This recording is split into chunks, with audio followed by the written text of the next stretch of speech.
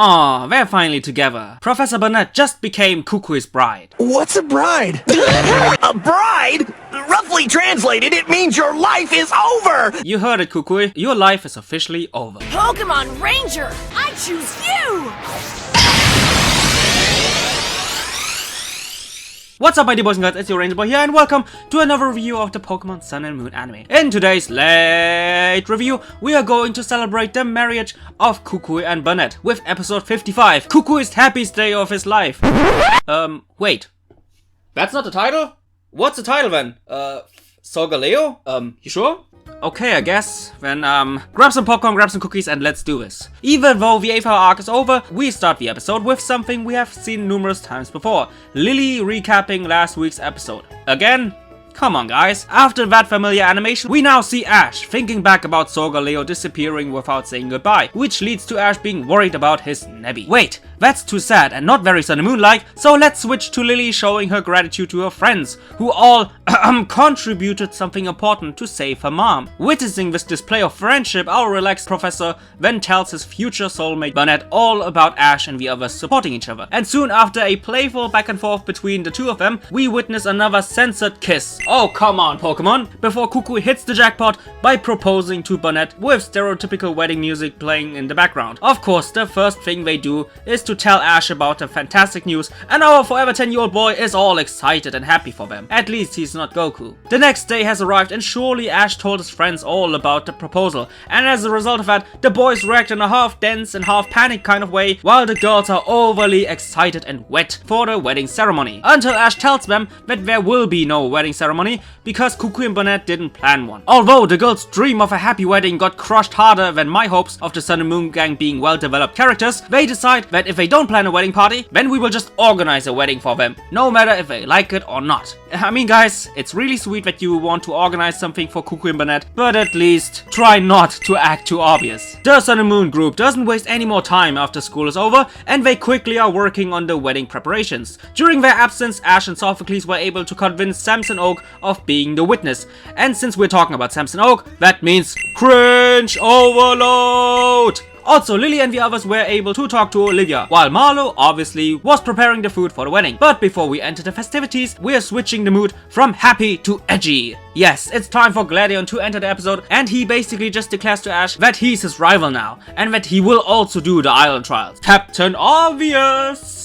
Oh yeah, and he also congratulated Kukui and Burnet. Now we finally enter the glorious day, and everybody besides Kukui are excited. Even Rowlet. And our chill professor acts like he just got hit by a supersonic, really confused, until he sees his beautiful bride Burnet in a wedding dress. Hold on, isn't it considered bad luck if the husband sees his wife in a wedding dress before the wedding? So everybody's happy for the happy couple, and after Samson Oak officially declared them as husband and wife in a really cringy kind of way, a nervous Ash brings them their wedding rings, and then we see this lovely moment being rounded up by a lovely and romantic kiss. Well, that's what I was hoping for, but instead of that, the anime censors another kiss with a comedic moment instead. So everybody is happy, but then comes a very interesting way to wrap up the episode. Lucamine and the others are approaching Ash and his friends, and they ask them to be part of the so-called Ultra Guardians, aka people who would capture Ultra Beasts and bring them back to their world. So instead of using Lucamine's organization full of Pokemon trainers and people who have knowledge of Ultra Beasts, you instead want to push the responsibilities to a group of people with 2 very good trainers, 3 people who are, you know, not so good, and your own daughter who doesn't have much experience in both battling and capturing Pokemon, and now you want your own flesh and blood to catch dangerous Ultra Beasts. Okay. Also, the uniforms of the Ultra Guardians look very suspiciously similar to the Ultra Recon Squads. So Ash and the others are now another version of the Ultra Recon Squad, and the episode ends with Solgaleo flying through the sky while saying goodbye to the crew,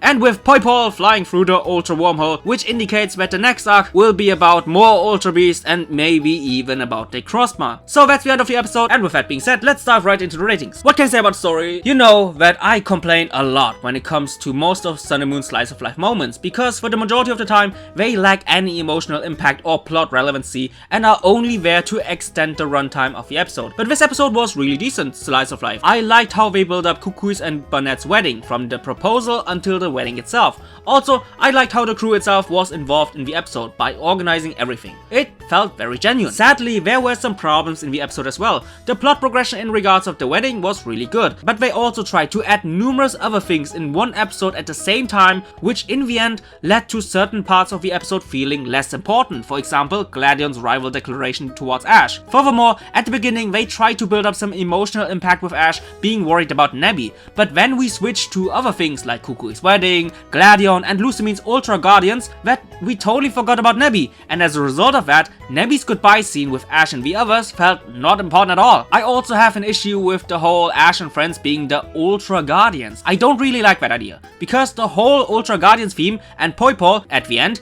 indicates that the next arc of the anime might go the same route as Ultra Sun and Ultra Moon, with the Sun and Moon gang being either the replacement of the Ultra Recon Squad or something similar to that. And I personally didn't like the Ultra Sun and Ultra Moon storyline. So when it comes to the foreshadowing of the next arc, I will be honest here, I'm not really looking forward to it.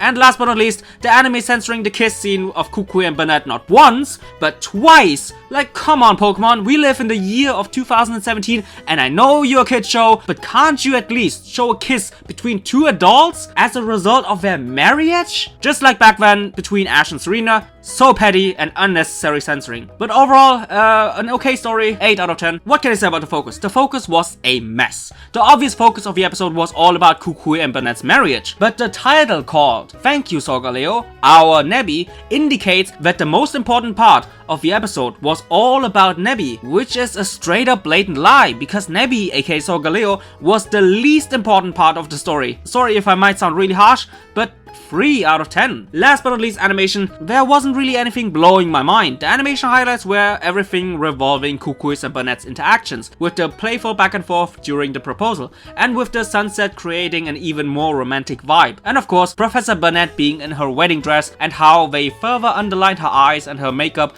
in a really elegant way, and that elegance also was supported by the white filter in the background. But besides that, the rest was typical Sun and Moon, which is very decent. 7 out of 10. So this episode scores a 6 out of 10, and I would recommend it because it was an okay episode, but that's it. It was okay. Nothing more and nothing less. And with that being said, guys, I really hope you enjoyed this review, and just like always, I see you guys in the comment section down below.